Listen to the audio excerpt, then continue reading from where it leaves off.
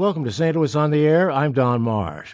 It was just a year ago that Lyda Krewson was sworn in as the 46th mayor of St. Louis. It's a tough job.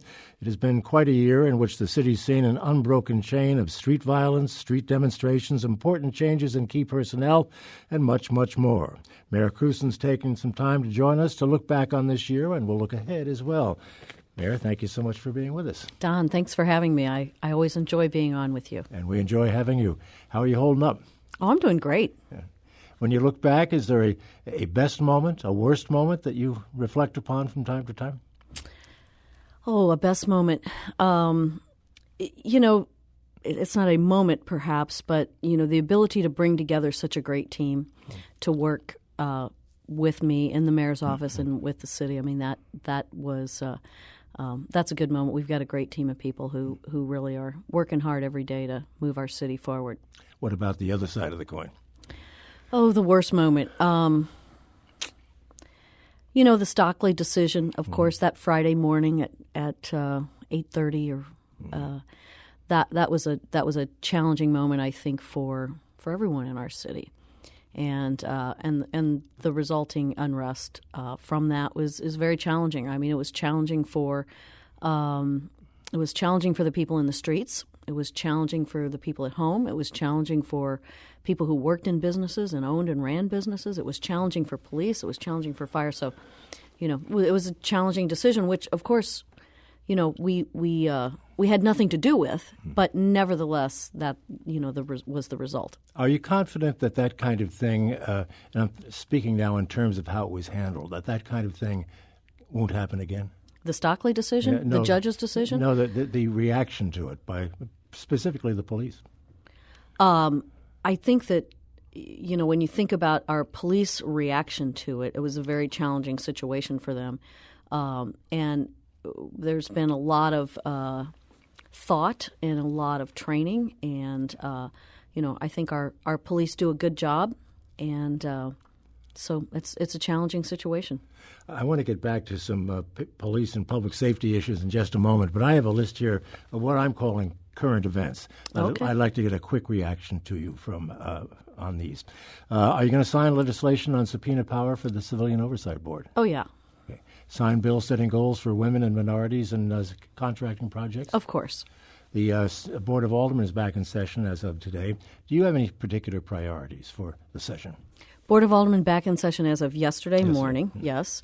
I think the biggest priority before us right now is the budget. We're in the budget process right now.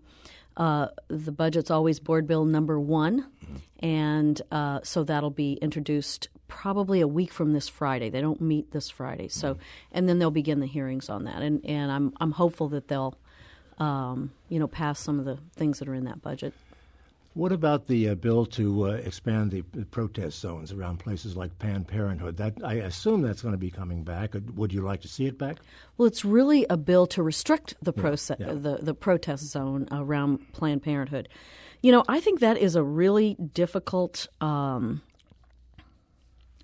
It's a difficult subject because certainly I live in the Central West End and drive by Planned Parenthood multiple times a day. And I understand that some of the folks that are there approach people in cars and are kind of in their face. And then the question becomes, well, do you restrict their right to do that? Mm-hmm. Do you move them back? If so, how far? Or is there another way that Planned Parenthood might be able to handle that?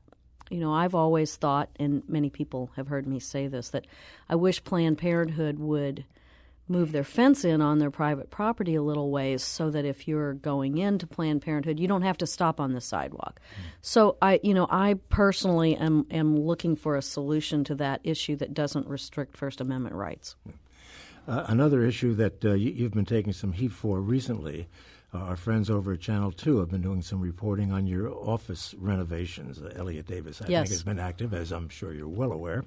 His complaint, if I can put it that way, is that the expenditure of $70,000 is an unnecessary extravagance. Right. Isn't it? Well, no, I don't think it is. And here's really the situation.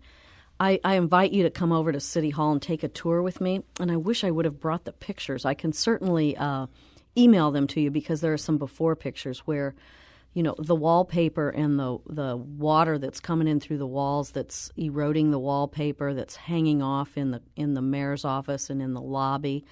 I mean, I think we've got to at least paint the walls in City Hall. So I'll send you when this is over, or when I can. I've got them on my phone. I'll send you those pictures so that you can really see. I mean, all this is a little painting, taking up the old carpet that was rippling up. Not the carpet in my office. This is a carpet in the part of the office where the staff works. And so when they took that carpet up, which has been down maybe 20 years, they think there's asbestos under it. They had to take the asbestos up.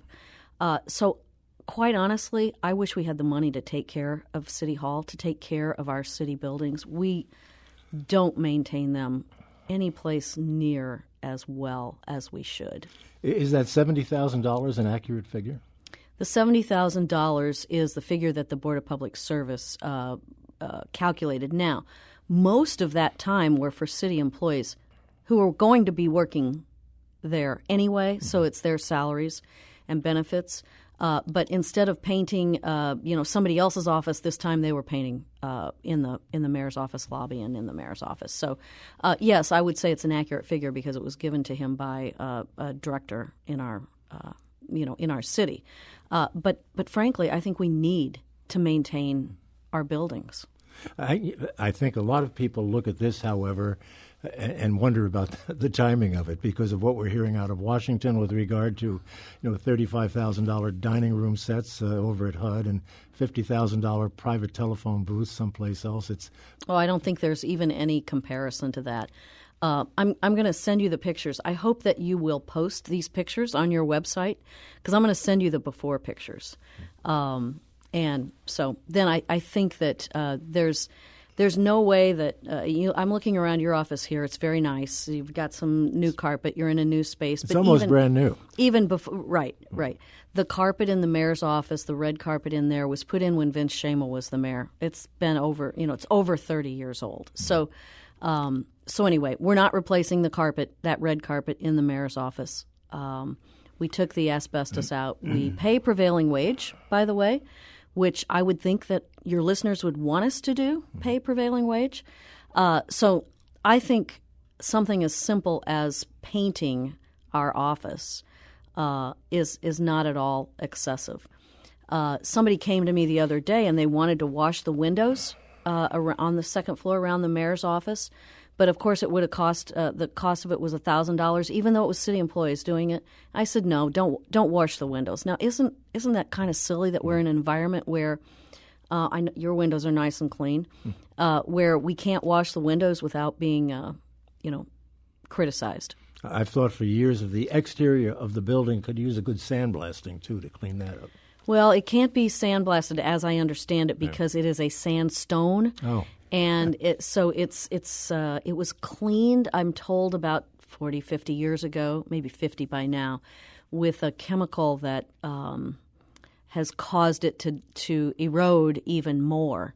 But I have to tell you, I'm in some ways I'm embarrassed by the condition of our city hall. It's not, our floors aren't polished, they're not clean, the marble's not clean, the walls in the corridor were recently painted this year also because the History Museum came in, all the pictures of all the mayors, the old that were in there. So the History Museum came in, they belonged to them, and they took those down in order to make digital replicas of them so that they wouldn't further deteriorate. Well, you can imagine what the wall looked like behind there. So we painted the walls in that hall, and the History Museum has put in a new exhibit, which I hope everybody will come and see. It's really nice. But I just don't think painting the walls in City Hall or taking up the asbestos is anything excessive. I started this segment by talking about current events. And the big current event, of course, is what's going on in Jefferson City with the governor. And we had a listener who emailed us asking me to ask you, and I would have anyway, what's the mayor's view of the scandals and legal issues engulfing Missouri Governor Greitens? I guess my questions would be, is it in any way disruptive to the city? I think it's disruptive to our whole state. And, I hate to see it because I think it makes it tougher to get stuff done in Jeff City. Well, that was my point with regard to governance. Some things have really slowed down in Jefferson City, and that's why I ask about the impact to us here in the city. Well, maybe they've slowed down, maybe not, but I do think that certainly the time spent on this and events happen, no matter who's elected, events happen, and you have to divert your attention to those events, which is what's been happening in Jeff City. So that's the way it is. There has been a bipartisan call for his resignation and for impeachment. Would you support either of those calls? I'm not in Jeff City. I'm going to leave that up to the state legislature. I would just say this. I think that it makes it very difficult to govern these events, make it tough. And, politics and almost everything in this world is all about personal relationships, all about trying to work with people. And that looks like it's pretty strained at this point in time. As you indicated, it's bad for the image of the state. And there are certain things going on in the city that are bad for the image of the city as well. And I think primarily of the crime situation, of which you're well aware it was a priority of yours to restrict violence. Talk about that for a moment, the image that we have in the eyes of others. Well, certainly our violent crime is too high. I mean, any violent crime would be too high. But we've taken a lot of steps over this past year, as you know, in the public safety arena. I named back November 1st, I think it was, Judge Jimmy Edwards joined us as the Director of Public Safety. He's really been a huge asset because he has a lot of experience in that. 25 years on the bench, brings a great temperament, great decision-making. He's a very good communicator. And so I think that, he actually supervises or oversees, would be a better word, oversees over half of the city employees: police, fire, corrections, building division, excise division. So he oversees a very large part of it. So I consider that a success and really appreciate his input and his experience. We also embarked on, and you know that we named a 13-member citizen advisory panel that helped the director of personnel to select a new chief. A lot of people thought we should have done that faster. If you read social media back at the time, it was like, oh, you got to just decide, Lyda, I don't think we should have done it faster. I think it was a very, very important decision. We took our time with it. We had 11, in fact, public meetings about it. And it was more important to get the decision right than to make the decision fast. So we named Chief John Hayden as the new commissioner. And he's been on board now about 100 days, or maybe it's 105 or 10 at this point in time. We named him on December 28th. So, and he's made some changes. There's the Hayden rectangle. I know you've heard about that. It's not exactly a rectangle, but where we're focusing efforts. He's recently announced that he's going to move a major back into each of the area stations to oversee what's going on there. I think there are a lot of good things going on, and we just have to continue to work it. Yet the violence continues. The last numbers I saw showed that the shootings and killings were pretty much where they were last year at this time. Yeah, but I don't think that we didn't get here in 100 days, and I don't think it's going to turn around in 100 days. I mean, this is also not something that we can look simply to the police to solve. They're not causative. They're after the fact. And, we've got to look to our education system. We've got to look to workforce development. We have to look to a lot of other things other than our police department, although it's the easiest to, sort of attack the police for this. But goodness, there's a whole lot of – it is a very complex situation. I want to pick up on a couple of those points, but we have to take a break. We're talking with Mayor Lyda Krewson of the city of St. Louis. Today is the anniversary of her first year in office. She took the oath of office a year ago today, probably just about at this time. We'll come back and continue our conversation in a moment. This is St. Louis on the Air on St. Louis Public Radio, 90.7 KWMU.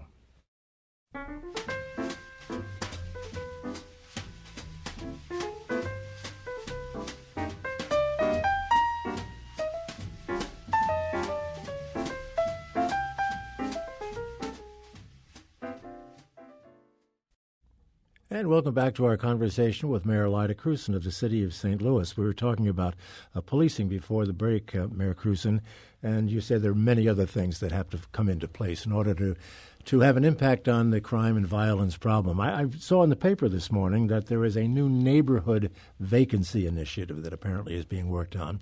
And neighborhoods are critical to, improving neighborhoods are critical to the kinds of things we've just been talking about. I didn't fully understand what this initiative involves. Can you explain it for me? Well, the entire time that I've been in office, I've been saying vacancy is one of our big priorities. There are 129,000 parcels in the city of St. Louis. 25,000 of them are vacant. Now, of the 25,000, and I don't want to go too far in the weeds on numbers, but I think it's important to think about this. Of the 25,000, approximately half are publicly owned, half are privately owned. And we have about 3,400 of that publicly owned by LRA mostly, buildings that are vacant. And so our focus is on those vacant buildings. Yes, vacant lots can get overgrown and they can have stuff dumped on them, but the biggest issue here is what can happen in a vacant building. And I'm fond of saying nothing good happens in a vacant building. So what's been happening over this past year is really folks focusing on vacancy.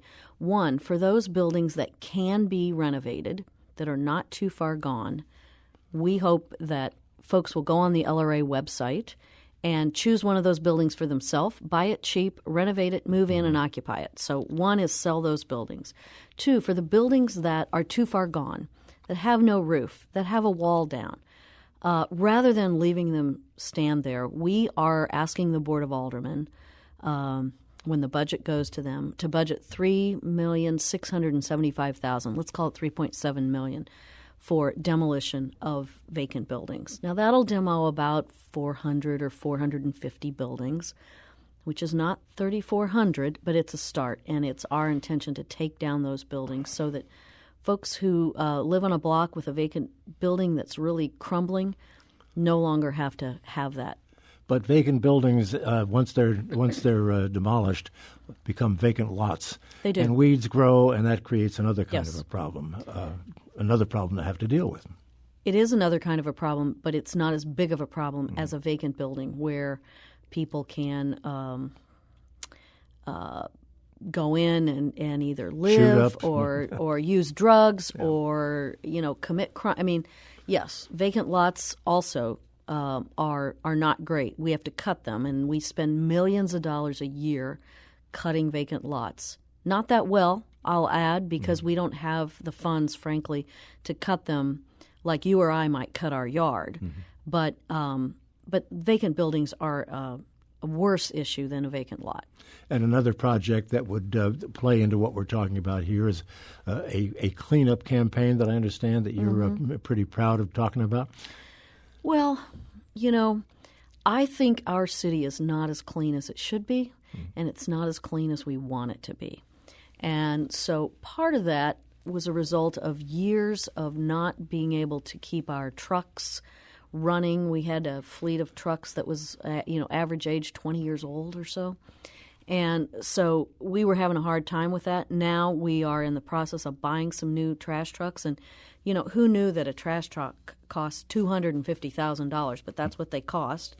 And so we're in the process of sort of cleaning up our own shop here by being able to pick up the trash more in the way that we would want to, pick up bulk pickup. But we're also asking our residents, take a walk, take a little trash bag with you, maybe wear a glove, help us pick up, have pride in our city. The city will take care of the big stuff. Hopefully our residents, and I know a lot of people already do this, but our residents will help us. You know, it reminds me a little bit of what is called the Broken Windows campaign in law enforcement, and that is, you know, take care of the little things. Not that the vacant housing problem is Right. not a little thing, but take care of things like that and let people know that you're out there and interested in working on matters, and it's likely to have an impact on crime. I think all of these things have an impact on crime, and that's kind of where we started out in this conversation. But, you know, you can't. If you're the mayor of a major city, you don't just work on one issue at a time. You need to be a very good multitasker, and that's what this is really all about. Is to work a little bit on cleaning up our city, to attack the vacancy problem, to have better service delivery, to have workforce development, all of those things which give our residents better opportunities. The airport sale. It's not a sale. Privatization, okay. Yep. Privatization of the operation. Okay. Where does that stand right now? Is that something that you are in favor of, or have you changed your mind on that at all? I'm in favor of exploring it. And quite honestly, it's been, dragging its feet, if you will. And we need the selection committee to select this team. And then we would need the Board of Estimate and Apportionment, so 2 of the 3 members of that, to say, yes, we're going to think about doing business in a different way, even though change is hard. There's only one reason to think about this, and that is to get a better airport. A year ago, 2 years ago, I constantly had complaints about our airport. Didn't you? Didn't you constantly hear people complaining about the airport? Absolutely. Well, today, you would think that our airport is perfect, that we have the greatest airport in the nation, because as soon as we began thinking about doing something a little different, you know, that caused us to say, oh, no, our airport's perfect. I want a better airport. I want an airport that will be an asset for our economic development efforts. You know, companies that would locate here are companies who we already have who want to expand here. Having more direct flights to more places is better for business. And so that's really the only goal. And if we get, and I think this is really important, if we go down this process and we have some proposals for folks to operate the airport, then it will require 4 entities to vote in favor of it. Require the Board of Aldermen to vote in favor of it. Require the Board of E&A to vote in favor of it. Require 65% of the airlines that fly in and out of Lambert to vote in favor of it, and require the FAA to vote in favor of it. So if it's not a good deal, we're not going to do it. So the question before us is not, do we want to privatize the airport? The question before us is, do we want to think about doing business differently and see what we get?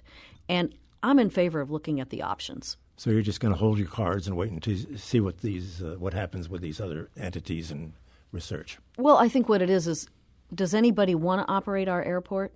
And do we believe that they can give us a better airport? Because if they can't, if we're not going to have a better airport, well, there's no reason to do it.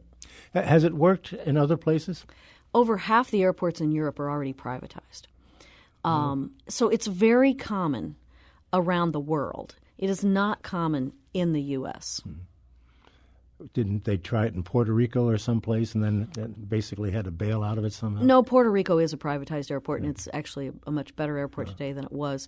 But I wouldn't say that Puerto Rico is like St. Louis. You know, it's a totally different thing. So, but you know, many of the airports in Europe and around the world do have the operations privatized because there are experts in running airports. And my hope would be that if there is an operator who believes that they can bring more flights to more places, more direct flights to more places, and allow us to build an asset at our airport that is really an economic development generator for us. I mean, that that's my goal.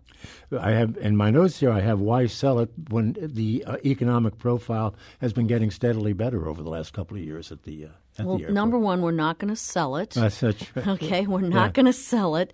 We're wondering. It is getting better, and airports around the country are getting better because the economy is better today than in 2018 than it was 6, 7, 8, 10 years ago. But it's not a matter of is it getting better. It's a matter of is it as good as it can be. And all we're going to do is look at the proposals. There might be nothing there. It might absolutely be nothing there, and this, angst will have been for naught. But if there is something there, then 4 different entities will have to vote in favor of it.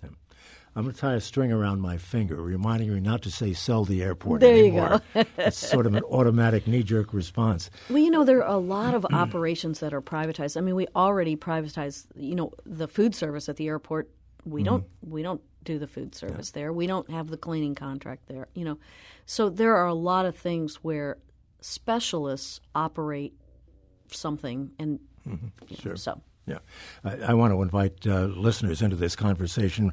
Our telephone number, 382-8255. That's 382-TALK. Send us an email to talk@stlpublicradio.org or send us a tweet at STL on air. And hopefully some calls will come in. But let's talk for a moment about the economic development so important to the city. The city is being audited right now by the state auditor, Right. Nicole Galloway. You welcome that? Is that a good thing? Absolutely. Yeah.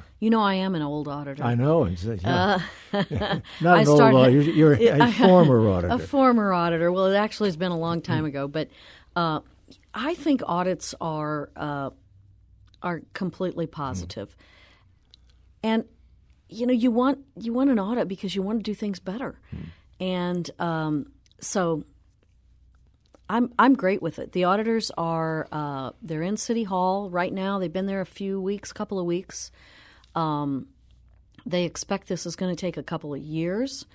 Now, if my only heartburn about an audit is what it costs, which is upwards of $2 million, and you have to pay for that. And we have to pay for that. And so, of course, that when we got a tight budget, that causes me a little heartburn. But I'm hopeful that it'll be well worth the money.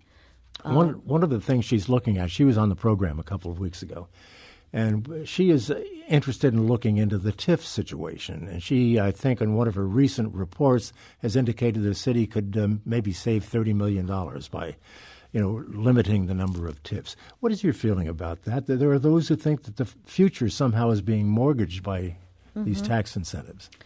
Well, I think, TIFs or tax abatement, any sort of incentive that you give to businesses to locate here has to be used sparingly. And it's about half art and about half science. I mean, here we are sitting in a really nice new building, and there's a really nice new building next door.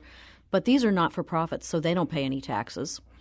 St. Louis University, they don't pay any taxes. WashU, our medical centers don't. So, yes, we need a tax base here, and we need to use TIFs and tax abatement as sparingly as possible without killing the development. I mean, and that is the art part of this.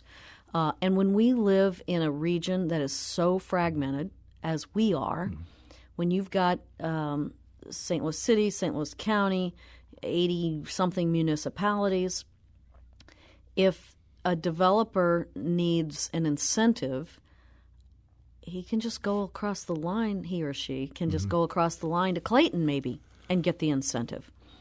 And so these decisions, these incentive decisions and incentive reform, I wish we would do this regionally.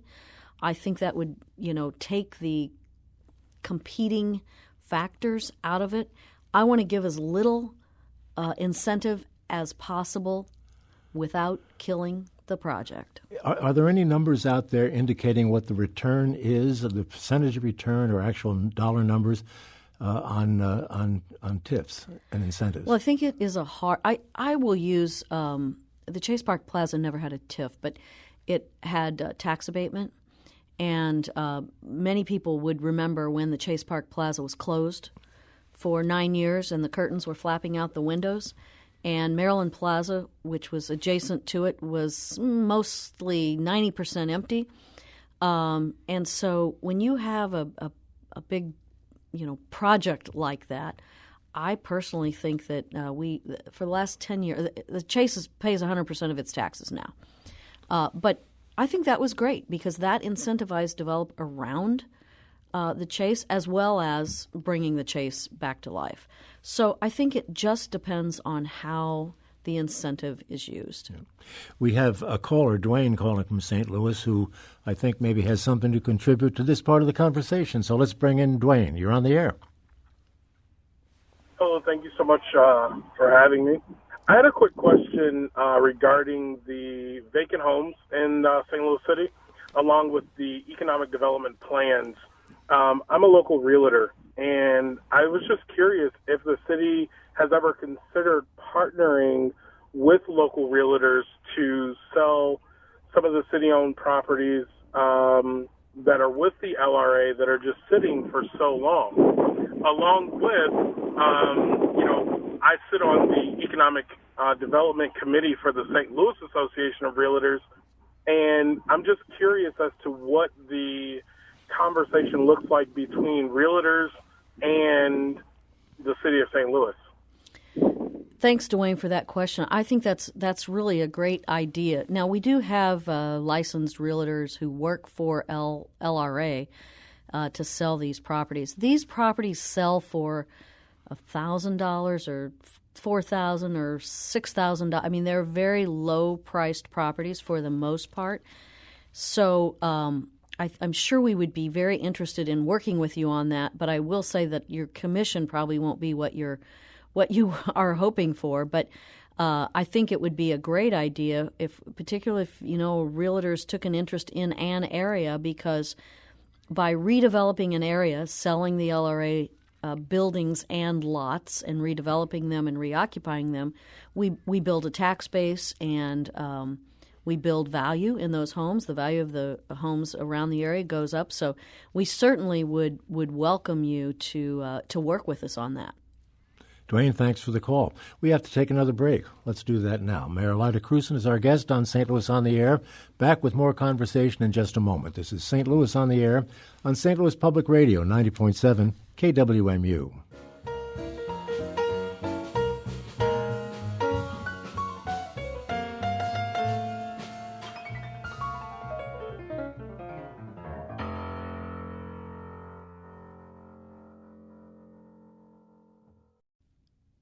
Now back to the mayor and to our listeners. I'd like to bring in Joe calling from St. Louis. Joe, you're on the air with the mayor.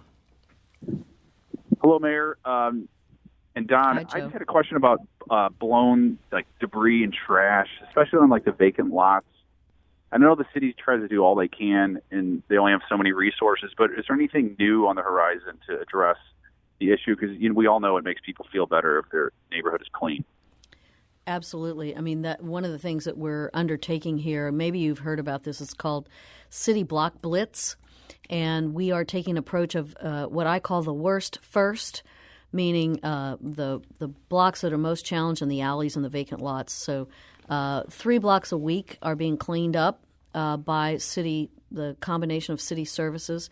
It's not just about cleanup. We're also sending fire fighters there to put smoke detectors in people's homes. We're changing out the lights, the street lights, to be LEDs. The police are in the area as well. We're towing cars. We're trimming limbs. We're, cutting the grass. We haven't had to cut the grass yet, but that's coming right around the corner. So we hope. Yeah, that's right. It's so cold. But yes, we are focusing on that. We're also, frankly, asking neighborhood associations and neighbors to come together and do lot by lot or block by block cleanups. Because it takes all of us, working together in order to have a cleaner St. Louis. And I for one, certainly think that what our city looks like, how clean it is really important to the way we all feel and the pride that we have in our city. Thanks for the call. Let's bring in Colin calling from St. Louis. Colin, you're on the air.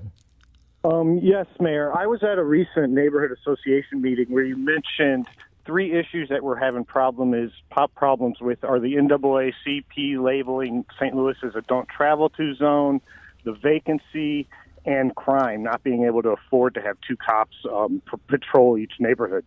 Have you thought about how medical marijuana can help with all three of those issues by expunging small-time marijuana arrests and helping the victims of the war on drugs, and also rezoning some of those properties? So instead of selling them for $3,000 or $4,000, you could sell them for $300,000 or $400,000, which in turn could fund additional cops to walk up and down the streets. Is this Eli? No, my name is Colin. Oh, hi, Colin. Sorry. Well, that was a long, multi-headed question there. Essentially, we want to sell the lots to someone who can build on it, or we also have something called a mow-to-own program, which if you own the building or you live next door, have a commercial building next door, and there's a vacant lot owned by LRA for you, if you agree to mow it for 2 years, then you can own that lot. It's really for a small fee. I think it's $100. And so, there are those ways. Now, if you think that there's a lot somewhere that we could, instead of selling it for $3,000, we could sell for $300,000, please send me an email. Let me know where that is, because we don't want to underprice it. But all of these things that you mention are important factors. We have a tweet from Lucas who writes, "How do we attract more companies to the city instead of the county? Save-A-Lot is moving headquarters. Did the city try to pull them in?" Save-A-Lot, I saw in the news the other day, is moving to the old Northwest Plaza, and that's good. While I'm certainly very interested in how the city does, I'm really interested in how our region does also. So I'm happy to see Save-A-Lot going their headquarters to St. Louis County, and we'll have our opportunities here to bring in headquarters as well. We ought to think about these things very regionally, I think, because whether you live in St. Louis City and work in the county, or live in the county and work in the city, these big decisions that we have to make and the big issues that we have, I think, can be better attacked if we try to think more regionally. What kind of discussions are taking place in connection with regionalism? And, of course, that brings us to the whole discussion about city-county cooperation, involvement. Mm-hmm. Yeah, I like to call it city-county combination because that doesn't preclude the form of what it might take. I certainly think that we have to take a much more regional approach to the big decisions that we have to make. Back last September, it was County Executive Stanger and I named a task force to really take a look at what city-county combination could look like. And we're expecting that report to come out by the end of the year, maybe fall of this year. And we're hoping that report will give us some specifics. Because while we've been talking about this for a while, and frankly, I think an awful lot of people in our region understand that we have to take a regional approach. We haven't laid out for voters, well, what does that look like? What does that actually mean? How would it work? And I think that's what I'm expecting out of the report that we ought to get this fall. Do you have any preferences for things that might be done? I personally really think the city and county ought to come together as one and make our decisions together. With the city being another municipality in the county, or a merger? Well, though each one of those things is a slightly different thing. I think operating as one entity, there's a lot of hurdles to that because of the 89 municipalities. But that's what we expect to come out in the report. So the reason I call it combination is sort of not to bias the discussion about whether it's a municipality that reenters the county or whether it's Unigov or whether we merge. Some people would say, well, just merge a couple of departments. I'm not opposed to that, but I don't think that is big thinking regional decision-making. A lot of political turf out there with the players not wanting to lose any of that turf or their power. Yeah, that's right. And in the city as well. I think we have 550 or 60 elected officials in the city and county. That's a lot of elected officials. that also is part of the reason that we're having trouble with incentive reform. It may be influenced whether or not we had a soccer team. It goes to when the county went for Prop P to give their police officers and firefighters a raise, and then the city had to do it. And now there's another county that recently passed it, Franklin County, I think. And those are big decisions. We ought to think about them as a region. Let's take another call. Lois wants to get into the discussion, so let's bring her in. She's in St. Louis. Go ahead, Lois. Hi, yeah. I'm asking, what are the plans of the city to improve the number of places for the homeless people to live? Thank you for that, Lois. The city last year, a little over a year ago, opened Biddle House, and that is an emergency shelter for about 100 people. And this winter, as you know, was very cold. And there's sort of there's homeless people, and we think that there are probably 12 or 1,300 homeless people. But then there are truly the unhoused. Those are folks that you can be homeless but still, living at a relative's house or that sort of thing. So it's the unhoused that I think we really have to focus on. And government can't do it all. The city spends about $13 or $14 million a year, primarily through federal funding and primarily through the continuum of care and by funding other agencies. We expect to do more of that. One of the things that's in the new budget that we're going to send over to the Board of Aldermen here in the next week or so is a little more than $400,000 for the city to do more outreach. But the city government can't do everything. We have to rely on our churches. We have to rely on volunteers. We have to rely on other not-for-profit organizations, and we've got to partner with St. Louis County, St. Clair County, and other regions in order to really address this on a more comprehensive level. There is an ongoing dispute in the city concerning parking revenue. Where does that stand right now? The city, as I understand it, wants access to the revenues generated by parking, but doesn't have that access. Is that in the courts now? Is that my understanding correct? Yeah, before I became the mayor, there was a lawsuit filed, so this wasn't even on my watch, to challenge whether or not it was constitutional, the Missouri Constitution, in order to have the parking division under the control of the treasurer. And that there was a decision made on that last week, but not last week, a couple weeks ago. And so that is still in the courts. It's very unusual to have the treasurer have parking. In fact, apparently there's no other city in the country that does it like that. And there's a lot of revenue in parking meters, parking garages, and parking tickets. And so the question is, well, should that be a city function? And revenue going directly to the city, therefore, revenue that you would have access to. Well, revenue that the residents of the whole city government would have access to. Yeah, if there's so-called profit in parking meters and in parking garages, that really is the question. Well, what should that be used for? And how many millions are we talking about? I think right now the treasurer has a fund balance of $36 million. Now, they need some of that because they've got debt, and of course they need debt reserves and that sort of thing. That compares with the city, the whole city, general revenue having reserves of about $16 million right now. So that's one of the things the whole city has to do. We have to build up our reserves. Our reserves during the recession, the Great Recession, we dipped into our reserves by $18 million in about 2 years.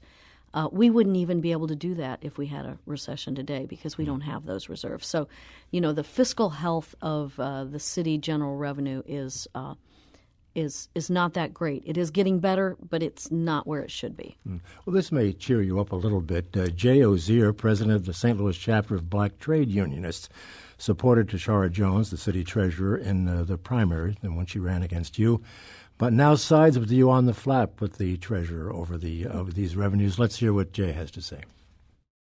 You further divide the community when you attack a young black elected official such as Tashara Jones.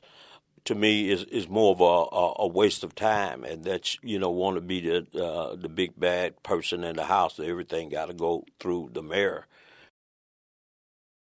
Move on from this dispute. Yeah. I'm fine with moving on from it. I mean, and I'm not attacking anyone. Frankly, this lawsuit was filed before I was even the mayor, and I think what we need to do is come together and not fuss. Should the city run a municipal bank? I don't think so. As proposed by Aldermanic President Reed. I don't think so. I may just not be fully informed on that topic, but the city's got a lot on its plate. I don't see us running a municipal bank. Well, you know what Willie Sutton said, the famous bank robber? He robbed banks because that's where the money is. Right. The city needs money. Yeah. Well, I don't, at this point in time, based on what I know about it, I don't see the city operating a municipal bank as a good idea. Now, have you heard of greenlining? Mm-hmm. So, we've all heard of redlining, right? Yeah, right? So should we certainly encourage the banks that we have to be greenlining? We need to push banks, and they all are under the Community Reinvestment Act, CRA. We need to push those banks to provide money for folks to renovate homes in areas that they may be formerly redlined. And we certainly need to do that, and we need to make those funds available to people to do that. But we need to do it there are a lot of banks out there. We did a program earlier this week in which greenlining was a prominent part. There's going to be a big conference at UMSL next week, which people are getting together, trying to find ways to end the inequities and segregation in housing in this city and this community. Absolutely. Okay. One more quick question. I think we have time for Loretta calling from St. Louis. Loretta, you're on the air, but make it quick, please. Hi. Mayor Krewson pretty much answered my question that I had about acquiring the property through LRA, but I wanted to find out from the mayor. Hello? Can you hear me? We lost part of it. Very quickly, please repeat it. Just what's the best way for our board to meet with the mayor face-to-face?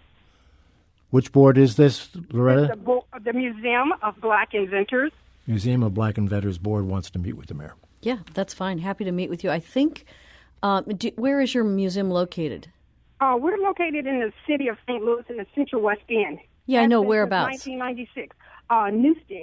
Newstead and near Forest Park. Okay. No, Forest Park Parkway? Oh, wherever it is. I mean, maybe I could come there and meet with you. I'm sorry I haven't been to your museum, but happy to know more about it. You'll call your office and get some information and try and get something set up. Sure. Send me an email. Tell me where your museum is, and I'll come by sometime. Will do. Thank you so much. Sure. Okay. As time winds down, we have a tweet from Matt who asks, Mayor Krewson, are you committed to sustaining St. Louis Office of Financial Empowerment and its programs? I think the Office of Financial Empowerment has done a lot of good work. So, yeah, I mean, it's not an office under the mayor, but it is part of the treasurer's budget. He probably knows that, and then that goes to the Board of Aldermen. Her budget goes to the Board of Aldermen for approval. So. We have 1 minute left, and Nate tweets, if the mayoral election were today, what milestones would Mayor Krewson point to in order to convince voters to retain her? What milestones does she expect to point to prior to the next election? Well, that's a big question. Certainly we would point to public safety. We would point to, for going forward in the future, if we were doing it today, we'd be talking about clean up St. Louis. We'd be talking about reducing the number of vacant buildings we have. We'd be talking about more equitable service delivery and better service delivery. So those are just a few of the things. Is this job, in a few seconds, everything that you thought it would be when you ran for it and became elected? This is a great job. It really is. It's certainly a challenging job, but it's a great job. And it's such an honor, and I'm so proud to be able to represent the people of the city of St. Louis. And the best thing about this job, all the great folks you get to meet and talk to and confer with. So it's a great job. We're so grateful to have you with us today, Mayor Lyda Krewson. Thank you so much. Thank you, Don. Appreciate it. Great success in the next 3 years. Thanks. Archive versions of past St. Louis On the Air programs available for download or podcast at stlpublicradio.org/STLonair. St. Louis On the Air is a production of St. Louis Public Radio 90.7 KWMU. Thank you for listening. I'm Don Marsh.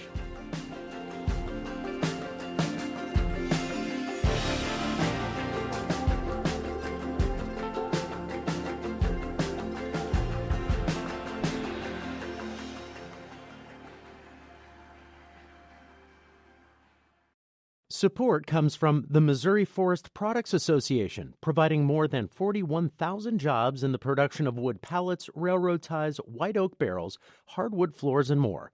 Details at choosewood.com.